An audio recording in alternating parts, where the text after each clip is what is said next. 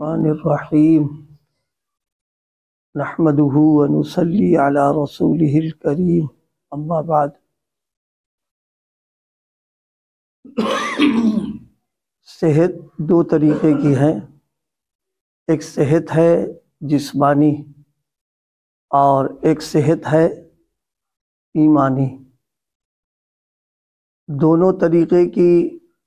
صحت کا خیال رکھنا اور دونوں اعتبار سے صحت مند رہنا اور اس کے اسباب اختیار کرنا، یہ دونوں کا حق ہے۔ جسم کا بھی حق ہے کہ وہ صحت مند رہے، اسی طریقے سے ایمان کا بھی حق ہے کہ ایمان ہمارا مضبوط ہو، پختہ ہو۔ جسم کے اعتبار سے صحت مندی اس لیے کہ اللہ کی امانت ہے، یہ ہماری اپنی چیز نہیں ہے، اللہ پاک نے دیا ہے۔ ایک ایک چیز جسم میں یہ امانت ہے، اس کی حفاظت کرنا، اس کا حق ادا کرنا۔ اسی طرح اس میں کمزوری، اس میں بیماری، یہ سب چیزیں کوشش کرے نہ آئے، اور اگر آ جائے تو پھر فکر کرے علاج کی۔ ایک موقع پر نبی علیہ السلام نے ایک صحابی ہیں، ان کو آپ نے توجہ دلائی، لی جسدی کا علیہ کا حق،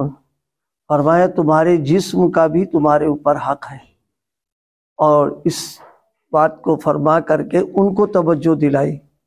کہ زیادہ مجاہدہ، ریاضت اتنی کرنا کہ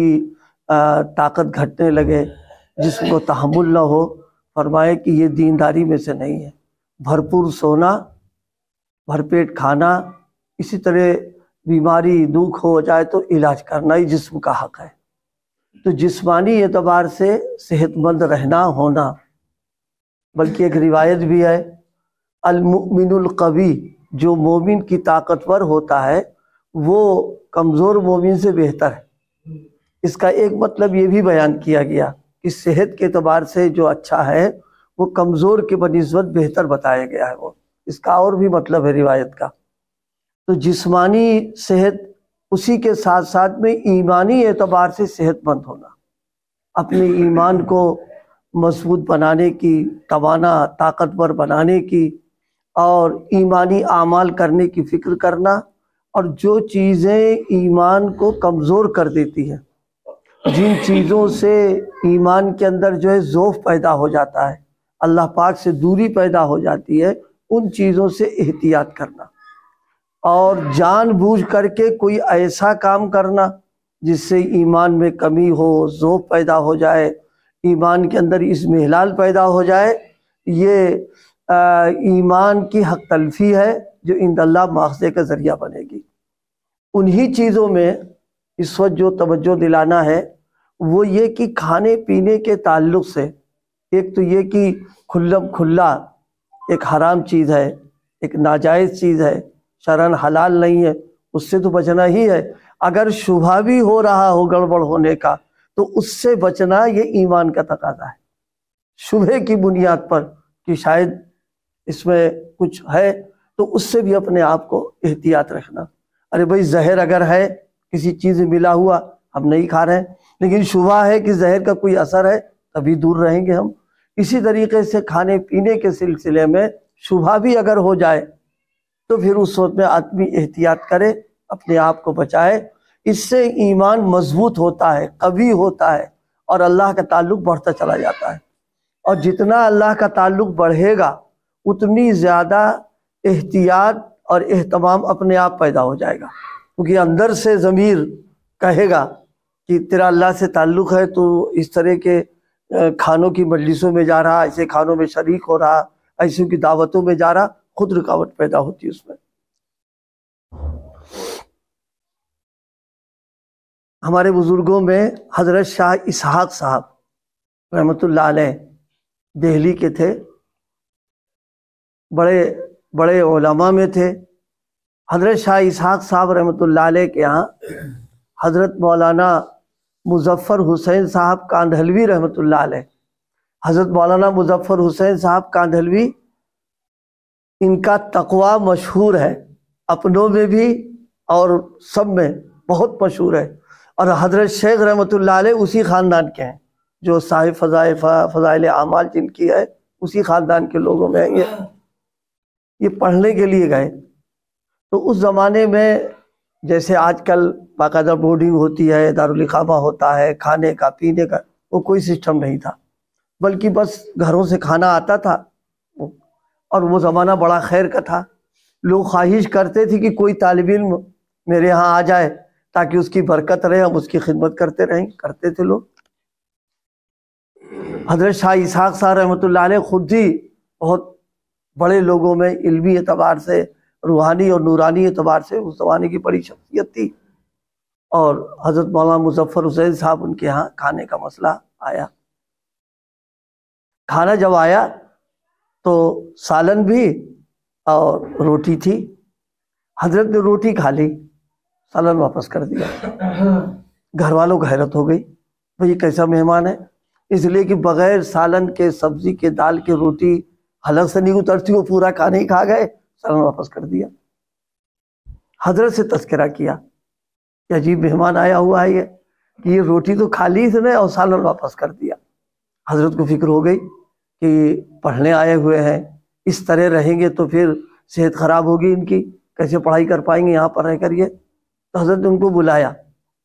پوچھا میاں سالن نہیں تم نے استعمال کیا، صرف روٹی، سالن واپس کر دیا۔ اب وہ بات جو میں عرض کر رہا تھا، جب آدمی میں تقویٰ، طہارت، اللہ کا تعلق ہوتا ہے تو اس کا ذہن چلتا رہتا ہے ایک ایک باتوں کی طرف، کیسے کیا کرے اس پر۔ تو حضرت سے فرمائے کہ حضرت بات اصل میں یہ ہے، دہلی میں سالن میں کھٹائی پڑتی ہے، اور عام طریقے پر آم کی خرید و فروخت جو ہوتی ہے وہ بور کی شکل میں، یعنی ابھی وہ پھول ہوتا ہے اسی میں بیچ دیتے ہیں، اس کو بور آتا ہے، یہ بے جائز نہیں ہے۔ تو میں نے اس خیال سے چھوڑ دیا کہ یہ کھانا جو ہے ہو سکتا ہے اسی باغ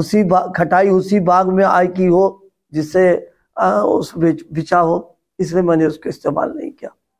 تو حضرت نے فرمایا گھر میں جا کر کے، یہ تو فرشتہ پڑھنے آیا ہے، انسان تھوڑی نہ آیا ہوا ہے، لہذا اب حضرت کے لیے باقاعدہ دوسرا انتظام انہوں نے کیا۔ یہ تقوی کی بنیاد پر، ایمانی اعتبار سے دیکھیے، ایک بات خوب ذہن میں رکھیے، نوافل، اوابین، تلاوت، ذکر، یہ سب اپنی جگہ پر، لیکن یہ چیز بنیاد ہے اس میں۔ اگر کھانے پینے میں محتاط نہیں ہمیں، اور ہر کھانے میں شریک، ہر دعوت میں جا رہے ہیں، چاہے اس کا کیسے ہی کا آمدنی ہو، تو بزرگی تقوی سے کوئی مسئلہ نہیں رہے گا۔ یہ ساری چیزیں تو ٹانک ہے، اور اندر جب بیماری موجود ہے ٹانک بھی کیا کام کرے گا جا کر کے، وہ تو اور بیماری بڑھا دے گا اس میں۔ اس لیے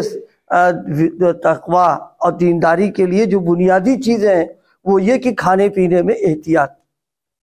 چاہے کتنا